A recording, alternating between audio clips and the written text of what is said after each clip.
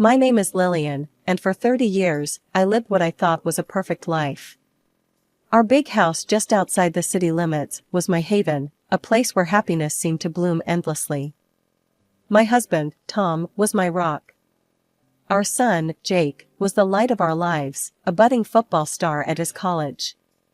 I remember the day Jake brought home Sarah, his girlfriend.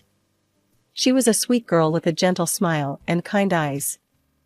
I took to her immediately, seeing in her the daughter I never had. They'd come over often, filling our house with youthful laughter and dreams of the future. As I watched them, I couldn't help but think about wedding bells and their future. They seemed so perfect together, so in sync. I'd already started thinking of Sarah as part of our family. As the days passed, I noticed Jake becoming increasingly excited about something. He'd burst into the house after practice, practically vibrating with energy. At first, I chalked it up to his passion for football and his relationship with Sarah. But there was something different about it, something I couldn't quite put my finger on. One evening, as I was preparing dinner, Jake bounded into the kitchen, his eyes shining with enthusiasm. "Mom, guess what? I'm going to a competition in the neighboring state." I turned from the stove, smiling at his excitement. "That's wonderful, honey. When is it?" "We leave next week," he replied, grabbing an apple from the fruit bowl. "It's a big deal, Mom. Could be a real game changer for my career." Something about his demeanor struck me as odd. Jake had been to many competitions before, but he'd never been quite this keyed up about one. "Are you okay, Jake?" I asked, studying his face. "You seem different." He waved off my concern with a laugh. "I'm fine, Mom. Better than fine. You don't need to worry about me. This is just a really important opportunity, that's all." I nodded, not entirely convinced, but willing to let it go. "All right, sweetie. Just remember, you can always talk to me if something's on your mind." 3 long months passed, and Jake was still gone. At first, I wasn't too concerned. These competitions could sometimes run longer than expected, especially if the team was doing well. I called him regularly, and each time, he assured me everything was fine. "The competition's just lasting longer than we thought, Mom," he'd say. "Don't worry about me." I believed him. After all, Jake had never lied to me before. Why would he start now? Still, as the weeks dragged on, I couldn't shake the feeling that something wasn't quite right. One evening, as Tom and I sat on the porch, I voiced my concerns. "Don't you think it's odd that Jake's been gone so long?" Tom sipped his coffee thoughtfully. "It is unusual, but if he says everything's okay, we should trust him. He's a grown man now, Lil." Finally, after 3 months, Jake returned. But the bombshell he dropped on us was nothing I could have prepared for. "Mom, Dad," he announced one evening, "I've decided I want to live separately. I'm going to rent an apartment." I exchanged a surprised look with Tom. This was unexpected, but not entirely unreasonable. Jake was an adult, after all. "If that's what you want, son," Tom said, "we support your decision." I nodded in agreement, albeit with a hint of sadness. Our baby was really growing up. "Just know you're always welcome here, Jake." Over the next few weeks, Jake rarely visited. Instead, he'd send messages, often asking for money. Each time, I'd transfer the funds, hoping it would help him become more independent. I tried to ignore the nagging feeling that something had changed in our relationship. Then came the phone call that would turn our world upside down. "Mom," Jake's voice crackled over the line, "I'm coming over tonight. I've got some important news to share. And I won't be alone." My heart leaped with excitement. Could it be? Were Jake and Sarah finally taking the next step? "That's wonderful, honey," I exclaimed. "I'll cook up a special dinner for us all." As I hung up the phone, I turned to Tom with a wide grin. "I think our boy's finally going to make it official with Sarah." Tom chuckled, pulling me into a hug. "Well, it's about time. They make a great couple." I spent the rest of the day in a flurry of activity, preparing Jake's favorite dishes, and setting the table with our best china. This was a momentous occasion, and I wanted everything to be perfect. As evening fell, I heard a car pull up in the driveway.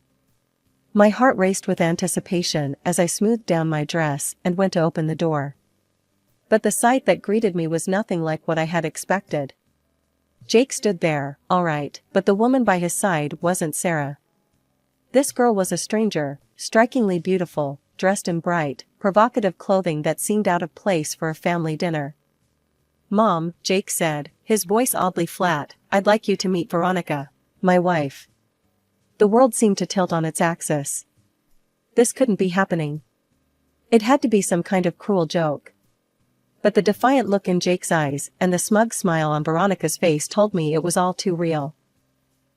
We all moved to the dining room in a daze. As we sat down at the table I'd so carefully prepared, I couldn't stop staring at Veronica.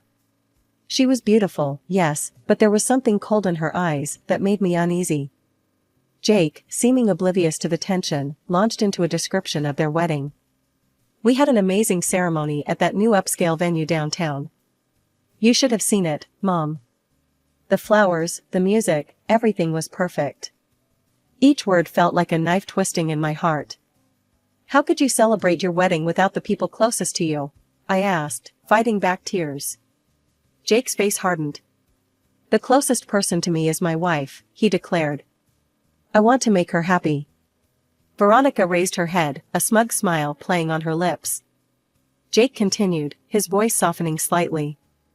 "Veronica's parents abandoned her years ago.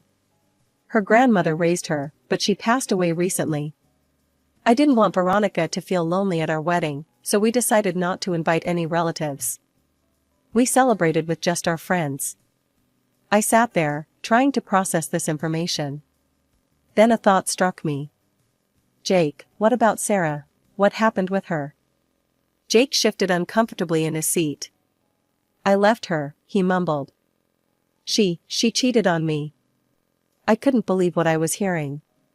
Sweet, kind Sarah, cheating? It didn't make any sense. Trying to understand more about this woman who had suddenly become part of our family, I turned to Veronica. "So, Veronica," I began, attempting to keep my voice steady, "where are you from originally?" Veronica's eyes narrowed slightly, but she remained silent. Undeterred, I pressed on. "What do you do for a living? Are you working somewhere at the moment?" Again, Veronica avoided answering, her lips pressed into a thin line. "Perhaps you could tell us a bit about your interests? What do you like to do in your free time?" I tried once more, desperation creeping into my voice. At this, Veronica abruptly stood up. "I'm not obliged to discuss my personal life with outsiders," she announced haughtily. "We're leaving." Without so much as a thank you for the dinner, she strode towards the door. Jake jumped up to follow her, pausing only to ask me to pack some food for them and transfer money for their honeymoon. As the door slammed behind them, Tom and I sat in stunned silence. The next day, still reeling from the previous night's events, I decided to call Jake. I needed answers, needed to understand what was going on. But when the call connected, it wasn't Jake's voice I heard. "Jake's busy right now," Veronica's cold voice came through the speaker. "He can't talk. But you can send money for our honeymoon to his card. We have nothing else to discuss with you." The line went dead. I stood there, phone in hand, shock giving way to a deep, aching sadness. What had happened to my sweet boy? And how had this woman gained such control over him? With a heavy heart, I transferred several $1,000s to Jake's account. It was all I could do, the only way I could still feel connected to my son. Weeks passed, and life settled into an uneasy rhythm. Tom and I tried to come to terms with Jake's sudden marriage, but the silence from our son was deafening. Then, out of the blue, my phone rang. It was Jake. "Mom," he said, his voice brimming with excitement. "I've got amazing news. Veronica's pregnant. We're going to have a baby." My heart leaped. A grandchild. Despite everything, joy surged through me. "Oh, Jake, that's wonderful news." "Yeah, it's great," he continued, his tone shifting slightly. "But, we need some help. Preparing for a baby is expensive, you know? I transferred a substantial amount to Jake's account, my heart full of hope. Maybe this baby would bring our family back together. A few weeks later, I was tidying up the living room when I heard a car pull up. To my surprise, Jake and Veronica burst through the front door without knocking. Veronica strode past me, her eyes scanning every corner of our home. "This house will do nicely," she declared, her tone matter of fact. "I'm sorry, what?" I stammered, confused. Jake stepped forward, his face set in determination. "Mom, we've decided that we're going to live here. You and Dad need to find somewhere else to stay." I felt as if I'd been slapped. "What are you talking about? This is our home." Veronica turned to me, her eyes cold. "For the proper development of our child, we need freedom and space. This house is perfect." Anger bubbled up inside me. "Absolutely not. This is our home, and you can't just demand we leave." Veronica's eyes narrowed dangerously. "Fine. But you can forget about having any relationship with your son or your future grandchild." Before I could respond, they turned and stormed out, leaving me standing in shock. From that day on, my phone was flooded with messages from Jake. Each one demanded we give them the house, each one more insulting and threatening than the last. I couldn't believe the cruel words coming from my son. What had happened to him? 2 weeks of this torment passed, before Jake showed up at our door again. His face was contorted with rage. "You need to give us this house," he shouted. "Veronica's threatening to divorce me if you don't. Do you want to ruin my marriage?" I tried to reason with him. "Jake, honey, can't you see? She's blackmailing you. This isn't right." His face turned an alarming shade of red. "Don't you dare talk about Veronica like that. You're not worth a hair on her head." That was the final straw for Tom. Without a word, he grabbed Jake by the arm and forcefully escorted him out the door, slamming it behind him. As Jake's angry shouts faded, I sank to the floor, tears streaming down my face. Tom knelt beside me, wrapping his arms around me. Weeks passed, and life settled into an uneasy rhythm. Tom and I tried to process the drastic changes in our son's behavior, but the pain and confusion lingered. One day, while shopping for groceries, I heard a familiar voice call out my name. "Lillian?" I turned to see Sarah, Jake's ex-fiancée, standing by the produce section. My heart skipped a beat when I noticed her heavily pregnant belly. Memories of Jake's accusations about her cheating flooded back, and I found myself at a loss for words. Gathering my composure, I managed a smile. "Sarah, I had no idea you were expecting. How are you feeling?" Sarah's eyes welled up with tears. It's not easy," she admitted, her voice barely above a whisper. "Being pregnant and abandoned, it's been tough." Her words hit me like a ton of bricks. Abandoned? That didn't align with Jake's story at all. Sensing there was more to this situation, I gently probed for details. "Sarah, I'm so sorry. Can you tell me what happened?" "Jake told us, well, he said you had cheated on him." Sarah's eyes widened in disbelief. "Cheated? Lillian, no. That's not what happened at all." Over the next half hour, as we stood in the quiet corner of the grocery store, Sarah revealed the truth that shattered my world. "Jake didn't go to any sports competition," she explained, her voice trembling. "He met a girl online and went to meet her in another state. He was gone for 3 months, remember?" I nodded, the pieces starting to fall into place. Sarah continued. "When I found out I was pregnant, I called Jake to tell him the news. But he told me he had married someone else. He refused to have anything to do with the baby." My legs felt weak. I leaned against the shopping cart for support, trying to process this information. Our Jake, our sweet boy, had lied to us all. He had abandoned Sarah and their unborn child for a woman he barely knew. We parted ways with promises to stay in touch, and I headed home in a daze. My mind was reeling from the revelations. Jake's story about the extended competition, his sudden marriage to Veronica, his cruel treatment of us, it all made a twisted kind of sense now. As I walked through our front door, Tom took one look at my face and knew something was wrong. "Lil, what happened?" he asked, concern etched on his features. I sank into a chair at the kitchen table, feeling the weight of the truth pressing down on me. Tom, sit down, I said. There's something you need to know about Jake. As I recounted my conversation with Sarah, I watched the color drain from Tom's face. Our son had lied to us, abandoned his pregnant fiancée, and married a virtual stranger. In the days following my encounter with Sarah, Tom and I had many long, difficult conversations. We both felt a deep sense of responsibility towards Sarah and her unborn child, our grandchild. We need to help her, Tom, I said one evening. She shouldn't have to go through this alone. Tom nodded in agreement. You're right. Let's reach out to her. When we approached Sarah with our offer of support, she initially refused, her pride and hurt evident in her eyes. But as the weeks passed and we gently persisted, she eventually accepted our help. I began to see her often, accompanying her to doctor's appointments, helping her prepare for the baby's arrival, and simply being there as a shoulder to cry on. One evening, as I returned home from helping Sarah set up the nursery, Tom met me with a serious expression. Lil, there's something I need to tell you, he said, his voice grave. I hired a private detective. I stared at him in shock. You did what? Tom sighed heavily. I needed to know what was really going on with Jake. The detective's report came in today, and Lil, it's worse than we thought. Over the next hour, Tom revealed the detective's findings. Jake had dropped out of college, abandoning his sports career and education to get a job supporting Veronica's extravagant spending habits. The detective had overheard a conversation between Jake and Veronica, where they coldly discussed plans to force us out of our home and claim it for themselves. But the most shocking revelation was about Veronica's past.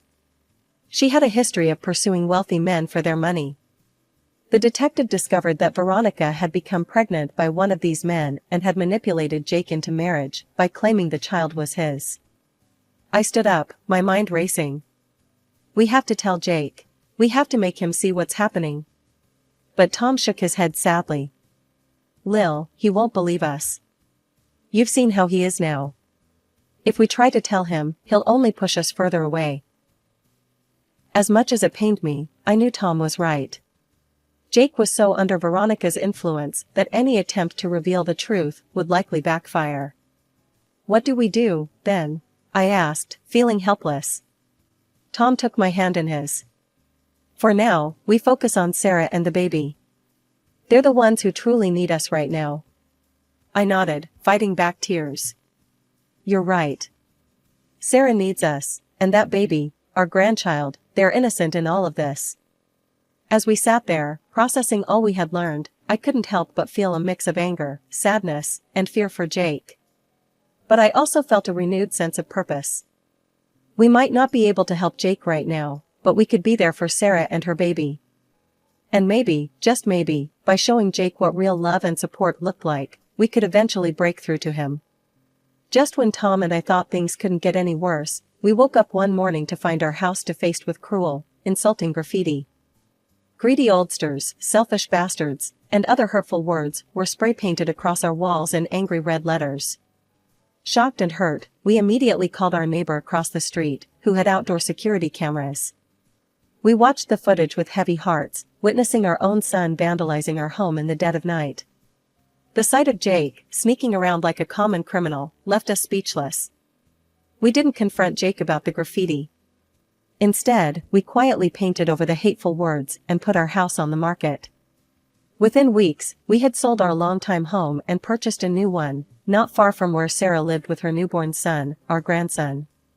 The day Sarah brought little Thomas home from the hospital was bittersweet. As I held that tiny bundle in my arms, my heart swelled with love and broke simultaneously. This was my grandson, Jake's son, yet Jake wanted nothing to do with him. Weeks passed, and we settled into our new life. Then, out of the blue, my phone rang. It was Jake, calling from an unfamiliar number. "Mom," he shouted, his voice filled with rage. "What the hell is going on?" I went to the house and there are strangers living there. They threatened to call the cops on me. I took a deep breath, steeling myself. "Why did you go there, Jake? To vandalize our home again?" There was a moment of stunned silence on the other end. That's right, I continued, my voice steady. We know it was you. We sold the house, Jake. And we've cut you out of our lives. Jake's shock quickly turned to anger. You can't do this to me, he yelled. Veronica might leave me because of you. I'll never see my son. I couldn't help but laugh, a sad, hollow sound. Oh, Jake. That child isn't yours. Veronica lied to you. What are you talking about? He sputtered. We hired a private investigator, Jake. We know everything. About Veronica's past, about her lying about your paternity, about your plans to take our house. I'm sending you the evidence now. As I hit send on the email containing the detective's report, I heard Jake's sharp intake of breath. You're a fool, Jake, I said, my voice softening slightly. You abandoned Sarah and your real son for a woman who's been lying to you from the start. I hope one day you'll realize what you've thrown away. With that, I hung up the phone, my hand shaking slightly. 6 months passed in a blur of baby giggles, sleepless nights, and newfound joy.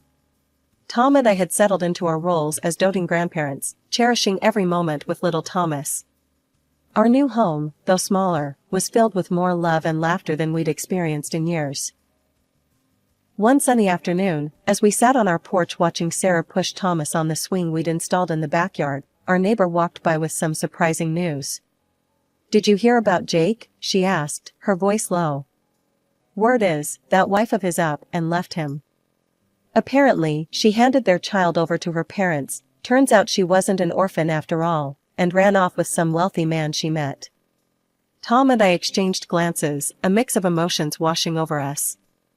Despite everything, a part of me still ached for the pain Jake must be going through. Later that evening, as if summoned by our thoughts, Jake called. His voice was a far cry from the angry, demanding tone we'd grown accustomed to. Instead, he sounded broken, desperate. Mom, he sobbed. I'm so sorry. For everything. Please, can we start over? I know I'm still your sole heir. I can change, I promise. I closed my eyes, feeling a familiar ache in my chest. Oh, Jake, I said softly. I'm sorry you're hurting. But you need to know, your father and I have changed our will. Everything we have will go to Thomas, your son, the one you abandoned. Jake's sobs turned to shouts. No. You can't do that. I'll go back to Sarah, we can start over. Goodbye, Jake, I said firmly, and ended the call. Tom found me on the porch swing a little while later, staring out at the setting sun. He sat beside me, taking my hand in his. You okay? He asked gently. I nodded, squeezing his hand. I am. It's not the ending I would have chosen for us, but I think we're exactly where we're meant to be. And we were. Our new life, though different from what we'd imagined, was filled with purpose and love. Every weekend, our home was filled with the joyous sounds of Thomas's laughter as he explored every nook and cranny. Sarah, once just our son's girlfriend, had become the daughter we never had. Grandma, Grandpa. Thomas's little voice called out one Sunday afternoon. Look what I can do. We watched in delight as he took his first wobbly steps across the living room, collapsing into Sarah's waiting arms. Sarah looked up at us, her eyes shining with tears of joy. I don't know what I would have done without you two, she said softly. You've been more like parents to me than I ever expected to have. I knelt down beside her, wrapping them both in a hug. Oh, sweetheart. You and Thomas, you're our family. We couldn't love you more if we tried.